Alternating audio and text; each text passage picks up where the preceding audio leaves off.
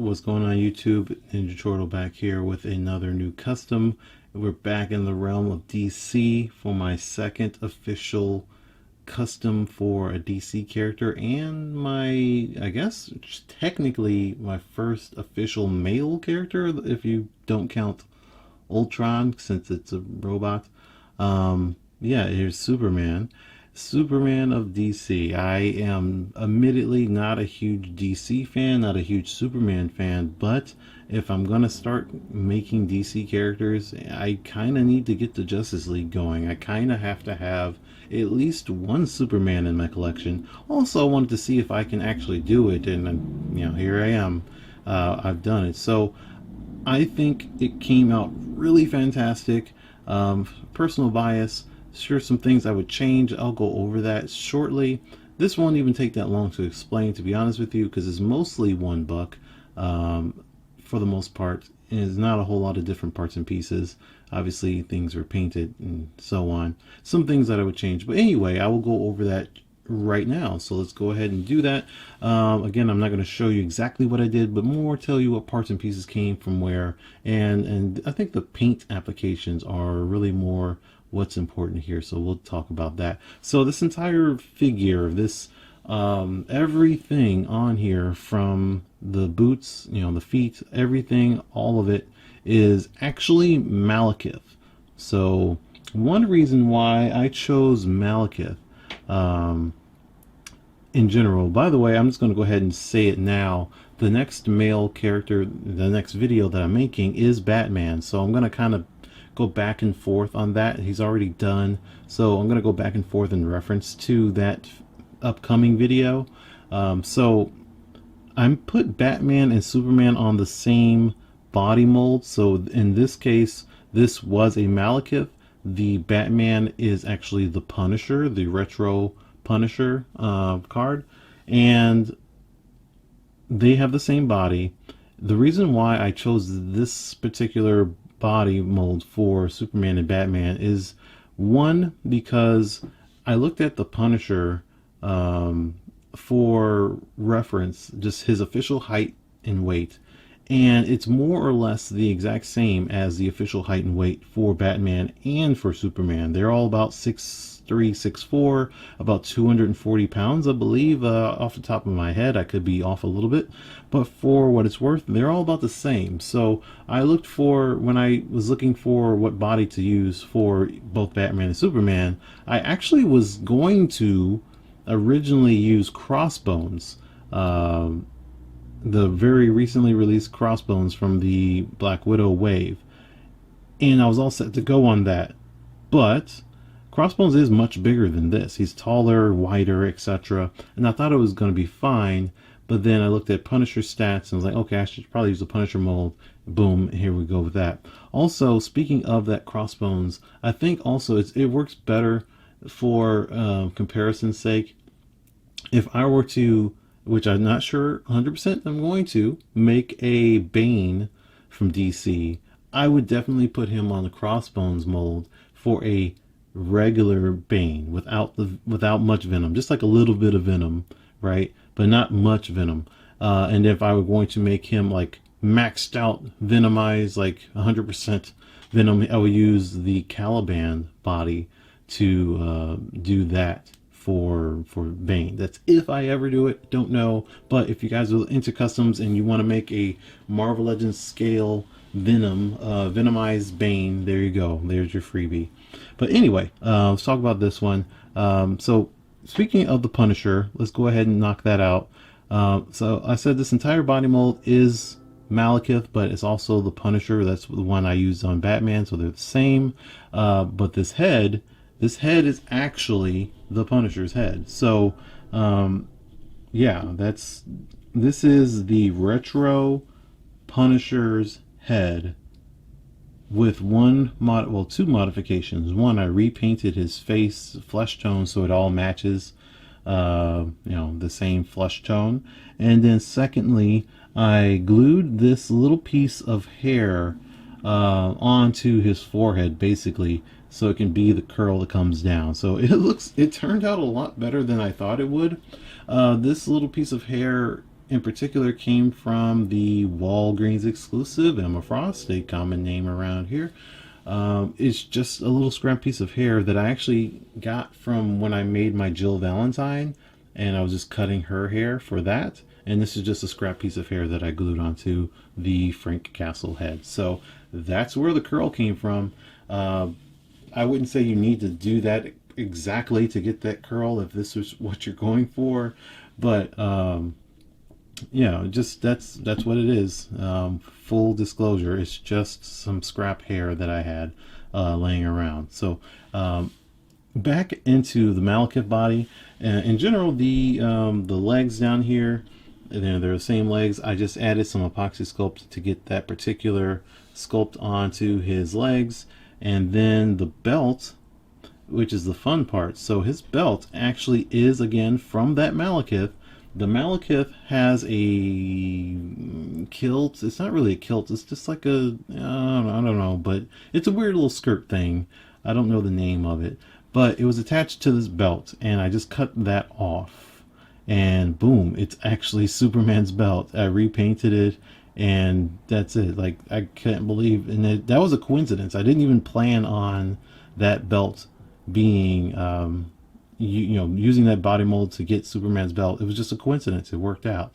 The S on his chest has epoxy sculpt for the diamond shape of it, and then hand painted the border and the S itself. And then the only other thing of note is these fists came from the Punisher. These are actually the Punisher's fists, not Malekith, because Malekith had weapon holding hands, so I couldn't use that for Superman. I mean, I could, but I'd rather him have fists. And secondly, these forearms. So Malekith had like bangles. It was sculpted onto the forearms, so I couldn't use those unless I sanded them down, and I didn't want to do that because it would probably send away the muscle. So I replaced the forearms, and these are actually from Loki, from the Avengers Endgame, armored Thanos, that classic Loki. This, what those forearms are, and they're just regular forearms. You could probably get those forearms on other figures as well, but these forearms came particularly from that Loki. And last but not least, his cape. So I'm gonna flip him around. Actually, you know what? Let's start here first. So you can see this separation here. I'm sure you probably noticed it by now. I decided to not glue this, although I went back and forth on that a lot. If I wanted to glue these pieces down to his shoulders. In retrospect, I think I probably should have done it. At the same time, what would have happened is if I did that, this cape is pretty dang long, and you can see how it's kind of making contact on the ground just a little bit.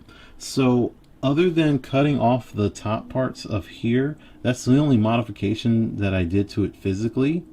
If I did glue this to his shoulders so it can hang and be sitting onto his shoulder blades, I probably would have had to cut the bottom of this cape off some, which isn't a big deal, but in general, the cape is really big. Now, where did the cape come from? This cape is from, well, it's from eBay. I actually bought it on eBay with a bunch of other capes, and I'm not 100% sure, but I'm about like 98% sure that this came from the Beta Ray Bill that was also in the Avengers Endgame Thanos Build-A-Figure, right? The armor. I'm pretty sure that's where that figure came from, and I'm pretty sure that's what this cape is from. It's a nice big red cape. And now we have this back symbol. By the way, this Superman is not, I'm not a Superman guy, so I don't know if this is exactly how classic Superman looked. I literally just went to the newest page of the newest Superman comic book that's out in stores and just flipped through, and then not flipped through, I did it digitally, but still flipped through, got a reference picture, and here we are. So this is what he's wearing as of this recording with relatively this detail, and I went with this hand painted S on the back. There's no way to get like a decal going on that perfectly. I think it came out really great. I wish I made it a little bit bigger than this, but it is hand painted. The lines aren't the cleanest in the world, but it's still pretty decent. One thing that I didn't do and I should have done, and I wish I would start doing, and I don't know if it's even going to work, is that I want to start priming this. This wasn't primed, so you get a lot of yellow streaks in there with because of the red underneath, and it's just not as good as I hoped it would be. It's not as yellow. Normally on hair, not this hair, but like female hair and other soft plastic materials, I just use the leather acrylic paint and just paint straight on top of it without priming it. But I don't like how it turns out when I try to make something brighter, like in this case. So I'm going to try priming them going forward. And lastly, the cape itself was red. However, it was a darker red on that Beta Ray bill, so I did repaint it with one coat of red Angelus leather acrylic paint, and it turned out okay. It's not as red as I would have liked for it to be. You can see how red his shoes are. I wanted it to be like that red, but it does have some extra paint on there to make it a little bit brighter. And that's about it. That's all Superman is. He turned out really well. Like I said, I kind of wish I did glue this on to his shoulders because I don't like the separation. But it isn't that bad. It is attached to him via peg hole. So this body mold does have a peg hole in the back. And the cape has a peg. So that's how it's staying up there. It is removable. It's not going to damage the figure whatsoever for me to pull that out. It doesn't hurt. You can see anything like that. It's all good there. All of his articulation is pretty solid as well. Very little paint rub. So I'm glad how that turned out. Everything's pretty tight. There was paint rub in me trying to get some of these pins in there. That's a frustration that I'm hoping to correct soon. I've started some new techniques on that, so hopefully that will pay itself off very soon. But that is Superman. So yeah, this is really the first official male, although he's not even human now. So I got a male that's a robot and a male that's not human technically. Okay, but Batman will be the first official male human custom that I make on the channel. And that video is coming up very soon. I'm going to record it right now, so within the next few days of this recording, Batman will be up, and I'll be talking about him at great length. So I'll see you guys next time. I will be definitely doing more DC characters, although I don't know how many more Superman I'm going to make. I'm probably going to settle with this one.